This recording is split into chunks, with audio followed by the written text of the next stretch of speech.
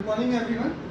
तो आज हम देखेंगे कि हमारा जो रोटावेटर का गियर बॉक्स है वो कैसे काम करता है, कैसे हमारी ट्रैक्टर की पावर हमारे रोटावेटर के गियर बॉक्स में आती है और कैसे वो रोटावेटर के गियर बॉक्स के थ्रू कैसे हमारे साइड गियर्स में और कैसे हमारे रोटावेटर की ब्लेड्स को रोटेट करती है। तो आइए हम पहले देखते हैं कि हमारी ट्रैक्टर से जो पावर आ रही है वो हमारे गियर बॉक्स में कैसे पहुँचती है। तो सबसे पहले हमारी एक पीटीओ शाफ्ट लगी रहती है, जिसका एक हिस्सा ट्रैक्टर के पीटीओ शाफ्ट से जुड़ा हुआ रहता है। ठीक है, जो पीटीओ शाफ्ट यहाँ पे हमारा पीटीओ शाफ्ट की जो गियर रहता है वो यहाँ से हमारा कनेक्ट होगा इस पीटीओ शाफ्ट के थ्रू। उस पीटीओ शाफ्ट के थ्रू कनेक्ट होकर के वो जाएगा हमारे डायरेक्ट रोटावेटर के गियर बॉक्स के अंदर। तो जैसा कि आपने यहाँ पे देखा है कि हमारी पीटीओ शाफ्ट है, तो इसको हम पहले यहाँ से रिमूव कर लेंगे। तो हम इसको हल्का सा दबाएंगे और इसको यहाँ से निकाल देंगे।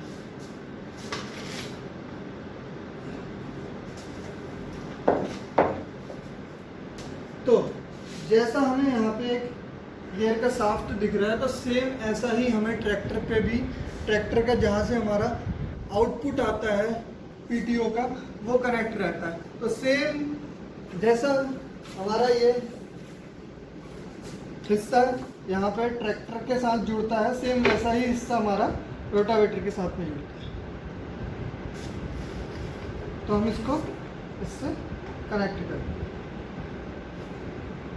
अब हमारी ट्रैक्टर से जब शाफ्ट कनेक्ट हो चुकी है रोटावेटर के गियर के साथ, तो यहाँ पे हमें रोटावेटर का एक गियर का मेन शाफ्ट हमें दिखाई दे रहा है। तो हम अंदर देखते हैं कि कैसे पावर हमारी रोटावेटर के गियर बॉक्स के अंदर जाए। तो यहाँ पे हम देख रहे हैं कि हमारा शाफ्ट कनेक्ट है रोटावेटर के मेन गियर के शाफ्ट के साथ, तो वो डायरेक्ट कनेक्ट होता है हमारे गियर के साथ में।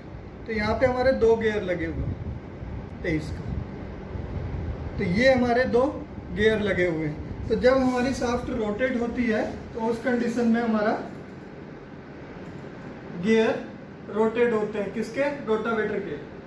क्योंकि जब ही हमारी जो शाफ्ट लगी हुई है वो गियर के मेन शाफ्ट के साथ जुड़ी हुई है, तो वो हमारे दो रोटावेटर के गियर को रोटेट करेंगे। वो दोनों गियर जुड़े होते हैं हमारे पिनियन की शाफ्ट के साथ और डायरेक्ट कनेक्ट होते हैं किसके साथ? पिनियन के साथ।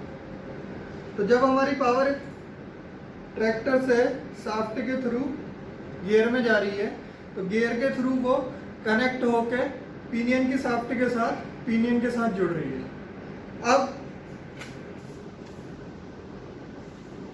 अब जैसा हमने देख लिया कि हमारी शाफ्ट से पावर आ रही है गियर बॉक्स की शाफ्ट पे और शाफ्ट से जा रही है हमारे इन दो गियर के पास।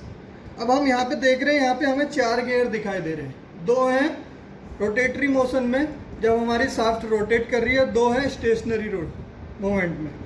तो ये होता इसलिए है कि हमारे ये 2 गियर जो यहाँ पे हैं वो स्पेयर के गियर हैं। वो उस कंडीशन में होता है जहाँ पे हमें ट्रैक्टर की जो आउटपुट है उसको मैच करना होता है रोटावेटर की इनपुट के साथ में।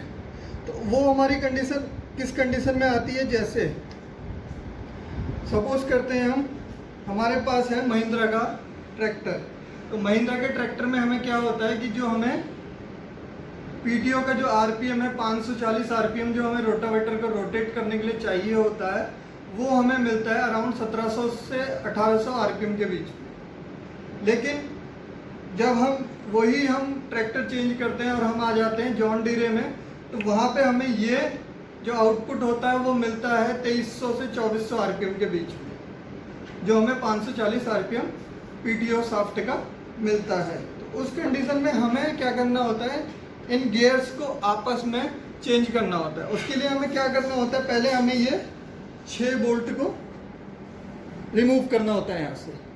जिस कंडीशन में हम इस 6 बोल्ट को यहाँ से रिमूव करेंगे तो ये प्लेट हमारी बाहर आ जाएगी। तो हमें इसको खोलते वक्त ध्यान में ये रखना है, क्योंकि इसमें हमारा गियर ऑयल फिल होता है, तो हमें ये ध्यान में रखना है कि वो ऑयल गिरने से कैसे बचे। हमें इसके नीचे कोई ना कोई ऐसा प्लेट या कोई ऐसा चीज़ रखना होता है जिससे कि वो ऑयल को हमें स्टोर कर सके और दोबारा रीयूज में ला सकें। उसके बाद में हमारी यहाँ पे एक गैस्केट लगी होती है जो ऑयल को लीक होने से बचाती है। लेकिन उस कंडीशन में क्या होता है कि जितनी बार हम इसको खोलते हैं तो उतनी बार में हमारी गैस्केट डैमेज हो जाती है। लेकिन हम लोग क्या करते हैं कि यहाँ पे एक सॉल्वेंट लगा देते हैं जिसकी वजह से हम उसको दोबारा रीयूज कर सकते हैं। नेक्स्ट हम आगे देखते हैं। तो जब हम इसको रिमूव करेंगे तो ये दो हमारे जो स्टेशनरी गियर हैं हम इनको आराम से पीछे की तरफ निकाल सकते हैं। जब हम इनको निकालेंगे बाहर तो उसके बाद हमारे ये दो गियर रहते हैं यहाँ पे, तो हम इनको निकाल करके बाहर रख देते हैं। जो हम अभी करंट में लगा के ये दो गियर देते हैं, एक गियर होता है 16 का, एक गियर होता है 20 का। तो जो ए पार्ट है हमारा वो 20 का रहेगा और जो बी पार्ट है वो हमारा 16 का रहेगा। और दूसरे जो दो गियर हम देते हैं वो एक होता है 17 का, एक होता है 19 का। तो जिस कंडीशन में हम उनको चेंज करते हैं तो 17 का गियर आगे ले आते हैं और 16 के गियर को पीछे ले आते हैं, और 19 के गियर को आगे ले आते हैं और 20 के गियर को पीछे ले आते हैं। तो जब हम इनको आपस में एक्सचेंज कर देते हैं तो उसके बाद हम फिर वापस से प्लेट को फिट करेंगे, उस पर सॉल्वेंट लगाएंगे या सीलेंट लगाएंगे और उसको प्रेस कर देंगे और उसके बाद उस बोल्ट को टाइट कर देंगे। तो ये था हमारा कि हम इस गियर को कैसे चेंज करते हैं, कैसे निकालते हैं। उसके बाद अभी हमने जब देखा कि हम इसको यहाँ पे रोटेट कर रहे हैं तो हमारी पावर कैसे आ रही है, यहाँ से इन हो रही है और यहाँ पे इन हो करके ये गियर इसके साथ मैच है, तो ये पावर यहाँ से पहुँचकर यहाँ जा रही है।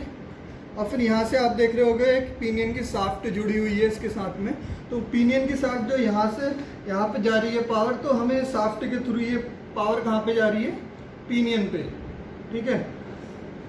तो अब इन शाफ्ट को बीच में बैलेंस करने के लिए यहाँ पे क्या लगा हुआ है, दो टेपर रोलर बेयरिंग हमें यहाँ पे अंदर की साइड में दिख रही है, जो क्या करती हैं इसके मूवमेंट को फ्रीली बनाए रखती है।